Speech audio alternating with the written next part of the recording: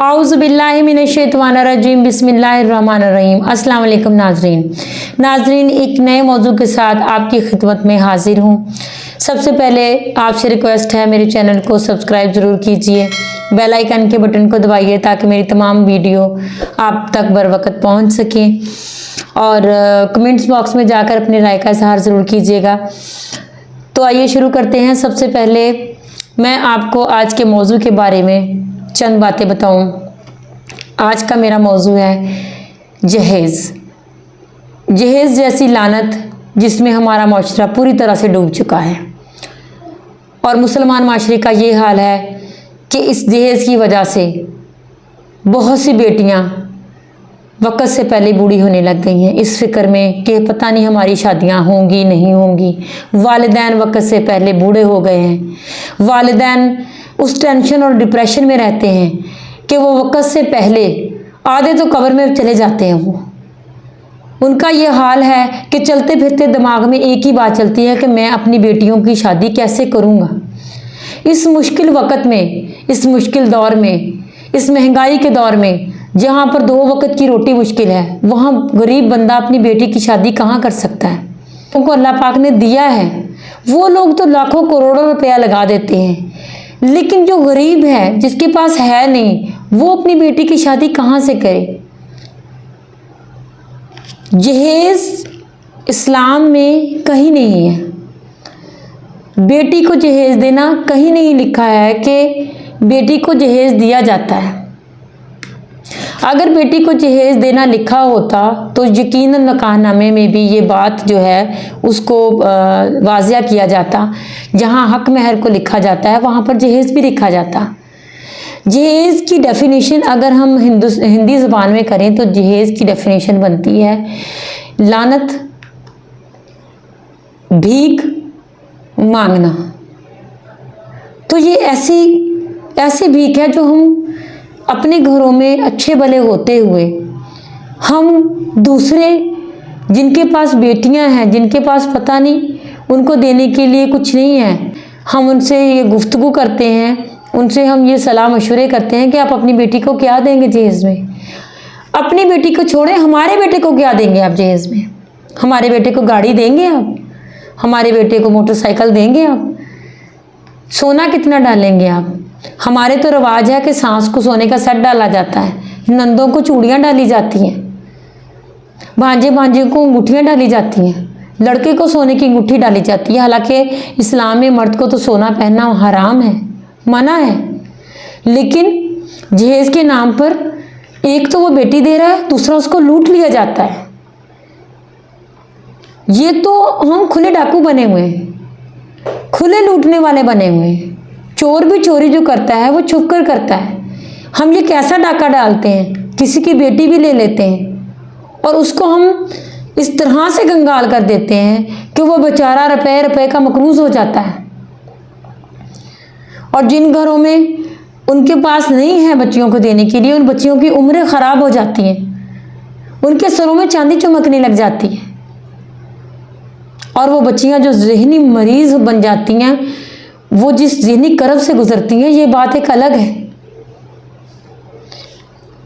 वहाँ बच्ची की शक्लो सूरत भी पीछे रह जाती है, उसकी तालीम, उसका सलीका, उसका इस्लाम पर चलना, उसका बापर्दा होना, उसका नमाजी होना, उसका हाफिज़ कुरान होना कुछ भी मायने नहीं रखता। जब लोग ये सुनते हैं कि ये कुछ दे नहीं सकते तो वो रिश्ते से जवाब दे देते हैं, हमारी इज्जत में फ़र्क पड़ेगा, हम रिश्तेदारों को क्या दिखाएंगे ये क्या लेके आई है।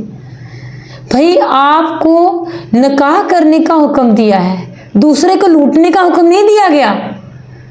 निकाह के तो 4 फ़राइज़ हैं जिनमें हक महर लिखा गया है और वो आपने देना है, लड़के वालों ने देना है, बेटी वालों ने तो वो भी नहीं देना। बेटी वाला ये कम है कि वो आपको अपने जिगर का टुकड़ा दे रहा है।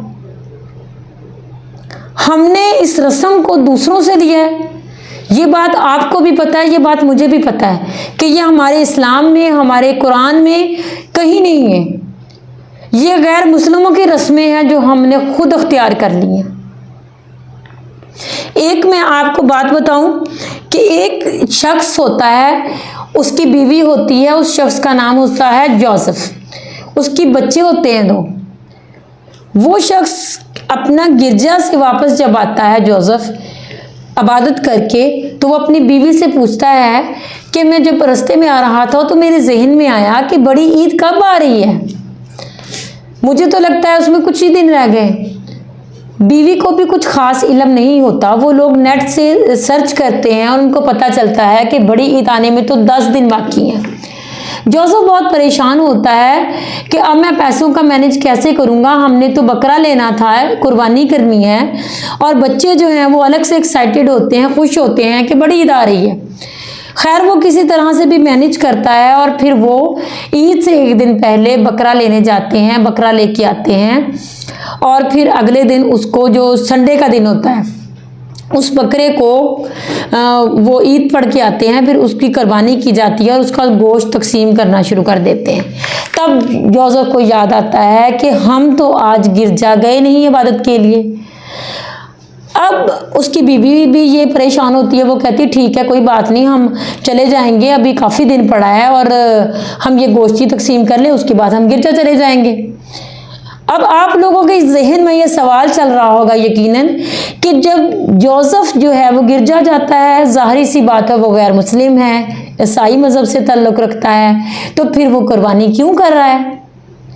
और आप में से मेरे ख्याल में तमाम लोग ही ये कहेंगे कि हो ही नहीं सकता कोई गैर मुस्लिम हमारे त्यौहार को मनाए, इतने शौक़ से बकरा लेकर आए, बच्चे इतने खुश हों और वो उसको इस्लाम के मुताबिक उसकी कुर्बानी करें, उसके गोश्त की तकसीम करें। बात मान में नहीं आती ना, इसलिए मानने में नहीं आती क्योंकि हम जानते हैं कि गैर मुस्लिम जो भी है, किसी भी मज़हब से ताल्लुक़ रखते हैं, वो ईसाई है, वो ये हिंदू हैं या वो यहूदी हैं, कोई भी हैं, वो हमारे किसी भी त्यौहार को नहीं अपनाएंगे, हमारी किसी भी रस्म को नहीं अपनाएंगे, ना वो अपनाते हैं। वो अपनी रस्मों पे चलते हैं, अपनी रस्मों को अपनाते हैं, अपनी रस्में अदा करते हैं। आपको ये बात अच्छी तरह से मालूम है ना कि वो हमारे रास्ते पर नहीं चलते, फिर हम उनके रास्ते पर क्यों चल रहे हैं।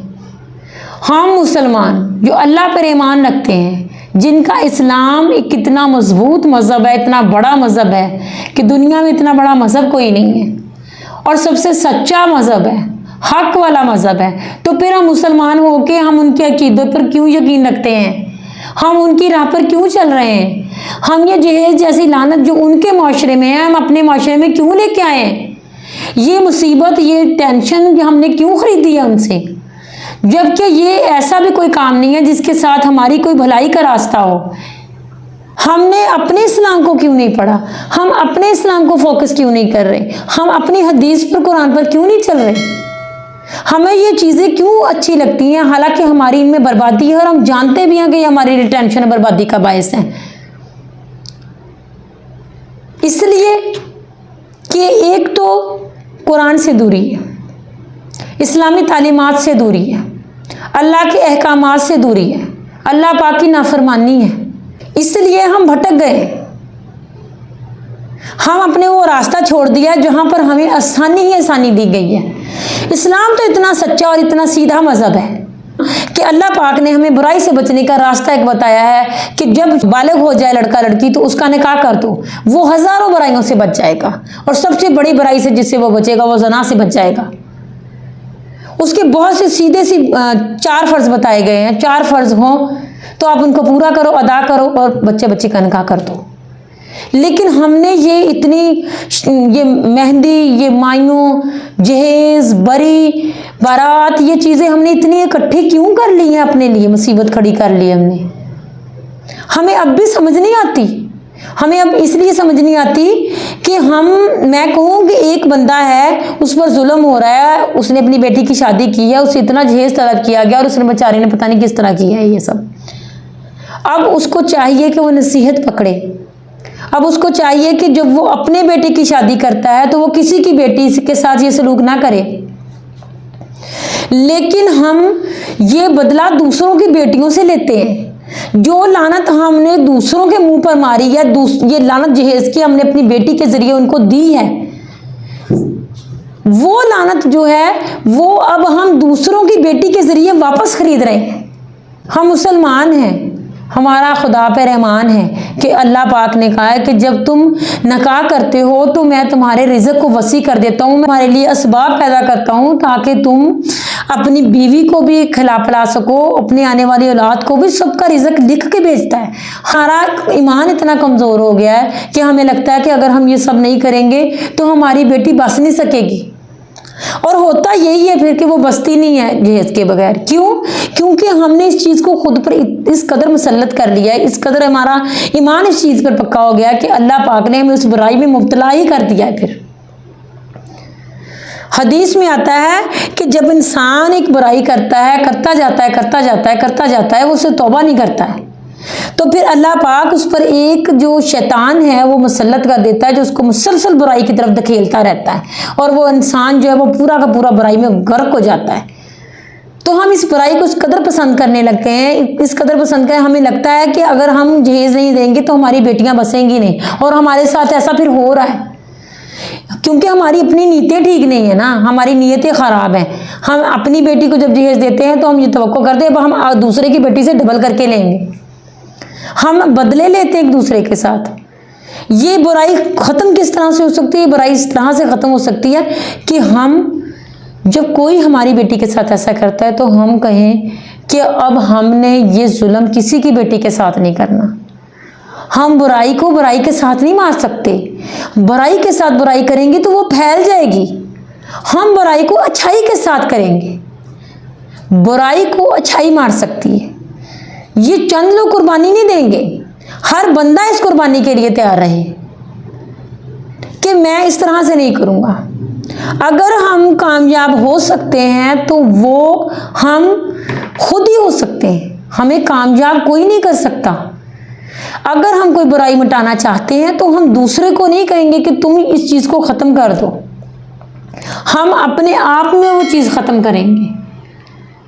جب ہر بندہ اپنی سوچ میں یہ بات رکھے گا کہ ہم نے کسی کی بیٹی سے کچھ نہیں لینا، بیٹی مل گئی تو سارا کچھ مل گیا، اور ہمارے اسلام میں کہیں بھی نہیں ہے۔ جو چیز یہ لی گئی ہے نا، جن لوگوں نے اس چیز کو بڑھا چڑھا کر جہیز تک لے آئے ہیں، وہ یہ کیا بات تھی؟ وہ یہ بات تھی کہ آپ صلی اللہ علیہ وسلم نے جب حضرت فاطمہ رضی اللہ عنہ کا نکاح حضرت علی رضی اللہ عنہ سے کیا تو حضرت علی جو تھے وہ آپ کی کفالت میں تھے، وہ آپ کے پاس رہتے تھے، آپ ان کے سرپرست تھے۔ آپ نے حضرت علی سے پوچھا کہ علی تمہارے پاس کیا ہے؟ میں نے فاطمہ کا نکاح کرنا ہے، آپ کے پاس کیا ہے؟ حضرت علی نے فرمایا یا رسول اللہ صلی اللہ علیہ وسلم میرے پاس تو کچھ نہیں ہے، میرے پاس ایک چادر ہے جس کو میں اوڑھتا بھی ہوں اور بچھاتا بھی ہوں، ایک میرے پاس پانی پینے کا گلاس ہے، اس کے علاوہ میرے پاس کچھ نہیں ہے۔ آپ صلی اللہ علیہ وسلم نے فرمایا علی تمہارے پاس ایک ذرہ تھی جو تمہیں جنگ میں ملی تھی۔ آپ نے حضرت علی نے فرمایا کہ وہ میرے پاس ہے۔ آپ نے فرمایا اس کو بازار میں لے جاؤ اور اس کو بیچ کے اس کے پیسے لے کر آؤ، اس کے دیکھو کتنے دینار ملتے ہیں۔ حضرت علی اس کو لے کے گئے، اس کی بولی لگائی اور اس کے 480 درہم جو ہیں وہ بتائے جاتے ہیں حدیث میں، وہ ملے اور وہ لے کر آپ کے پاس آئے، اور آپ نے حضرت علی کو حکم دیا کہ اس میں سے اپنی ضرورت کی گھر کی چیزیں جو ہیں وہ لے لو۔ حضرت علی نے اس میں سے ضرورت کی جو چند اشیاء تھی جو بہت ضرورت کی تھی، ہم تو ضرورت چھوڑے سہولت چھوڑے ہم تو پتہ نہیں کیا کیا لینے لگ جاتے ہیں، وہ چیزیں انہوں نے دی تھی، اور وہی جو ہے وہ حضرت فاطمہ رضی اللہ عنہ کا جہیز تھا۔ وہ آپ صلی اللہ علیہ وسلم نے اپنی طرف سے نہیں دیا تھا، وہ حضرت علی کی طرف سے تھا۔ اور یہاں یہ حال ہے کہ بیٹی بھی ان سے لی جاتی ہے، جہیز منہ مانگا لیا جاتا ہے، اب تو کیش بھی چلنے لگ گیا کہ کیش بھی دیں۔ بیٹی کو ایک طرف تو یہ بات رہ گئی کہ بیٹی کو دیا ہے، بیٹی کے لیے کہہ رہے ہیں، اب تو اپنے بیٹوں کے لیے بھی مانگا جاتا ہے، گاڑیاں، موٹر سائیکل، سونے کی چیزیں، پتہ نہیں کیا کیا مانگا جاتا ہے، اور جو دیکھتے ہیں کہ کچھ صاحب حیثیت ہیں وہ تو پلاٹ اور گھر پتہ نہیں کیا کیا مانگنے لگ جاتے ہیں۔ ان کو کیا کہا جائے، کون سے بیکاری ہیں یہ بیکاری نہیں ہے، یہ ڈاکو ہیں، ڈاکو ہیں۔ جو چور تو چھپ کے چوری کرتا ہے نا، تو یہ دن میں ڈاکہ ڈالتے ہیں اور غریبوں کی بیٹیوں پر اس طرح سے ڈاکہ ڈالتے ہیں کہ بیٹی بھی دے دو اور ساتھ میں یہ بھی دو اور یہ بھی دو اور یہ بھی دو۔ इतना जुल्म हम कर रहे हैं एक दूसरे पर। और हद की बात यह है कि जो बंदा जुल्म सह रहा है वो खुद भी जुल्म कर रहा है। हम इसको किस तरह ख़त्म कर सकते हैं? हम इसको इस तरह ख़त्म कर सकते हैं कि जब हमारी बेटी के साथ इस तरह हुआ है, कोई हमसे इस तरह से मांग रहा है और हमने दे दिया है, तो हम ये अहद करें कि हम किसी की बेटी से नहीं लेंगे। हर बंदा जब ये सोच रखेगा ना, तो आहिस्ता आहिस्ता ये बुराई जो है वो जड़ से ख़त्म हो जाएगी। इस बुराई से हमने खुद ही निकलना है, क्योंकि इस बुराई को हमने खुद ही अपनाया है, इस मुसीबत को हमने खुद ही अपने गले में डाला है। हम ना एक दूसरे पर जुल्म करें, एक दूसरे पर भी जुल्म करते हैं। और उन बच्चियों पर कितना जुल्म होता है जिनकी शादियां लेट हो जाती हैं। वो बच्चियां वक्त से पहले इस फिक्र में बूढ़ी हो जाती हैं, उनके अरमान, उनके जज्बात सीने में दबे रह जाते हैं और उनकी माँ बाप की आंखों में हर वक्त आंसू तैरते हैं। उनके माँ बाप जो हैं वो हर वक्त इस सोच में रहते हैं कि हम कैसे करें। और अगर कोई बंदा कर लेता है वो, तो आप यकीन करें मेरे पास हज़ारों मिसालें हैं। आप यकीन करें कि वो बंदा जो है वो कर्ज में इस तरह डूबता है कि जब तक दूसरी बेटी जवान होती है वो अभी तक कर्ज ही नहीं उतार सका होता। खुदारा समझें, सोचें, इस्लाम पर चलें, इस लानत को ख़त्म करें, गैर मुस्लिमों की इन रसूमात को अपने माशरे से निकाल कर फेंक दें। हम मुसलमान हैं, हम अल्लाह के रास्ते पर चलें। हम एक दूसरे के लिए आसानियां पैदा करें, नहीं कि हम एक दूसरे के लिए इस तरह की मुश्किलात पैदा करें कि ज़िंदगियां ख़राब हो जाएं।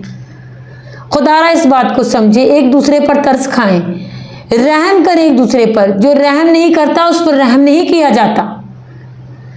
एक बंदा, हर बंदा जब ये सोच रखेगा, एक बंदा शुरू होगा, तो आहिस्ता आहिस्ता आहिस्ता अल्लाह पाक हमें ताकत देगा इस बात की। हम सब कुछ कर सकते हैं अगर इंसान अल्लाह के रास्ते पर चलकर ये अहद कर ले कि मैंने इस बुराई को जड़ से ख़त्म करना है। हर बंदा अपनी ये सोच कर ले तो अल्लाह पाक मदद करता है, असबाब पैदा करता है और इंसान कामयाबी जो है उसके मुकद्दर में लिख दी जाती है। तो खुदारा मेरा पैगाम है ये सबसे, उन वालिदैन पर जिनकी बेटियां हैं, रहम करें उन पर। अल्लाह आप पर रहम करेगा। अगर आपकी कोई बेटी नहीं है तो आपके जो बेटे हैं उनको भी अल्लाह ने बेटियां देनी है। ये कहीं ना कहीं से तो बात निकल ही आनी है, क्योंकि जब जुल्म होता है तो वो वापस आपकी तरफ पलटता है। किसी पर जुल्म ना करें, ख़त्म करें इस चीज़ को, इस्लाम पर चलें। फ़कत अपने बच्चियों का निकाह अल्लाह के रास्ते पर, अल्लाह के बताए हुए रास्ते पर करें। फिर देखें, आप सल्लल्लाहु अलैहि वसल्लम ने फरमाया कि वो निकाह सबसे ज़्यादा बरकत वाला होता है जिसमें सबसे कम खर्च होता है। तो अपने निकाहों को बरकत वाला बनाएं।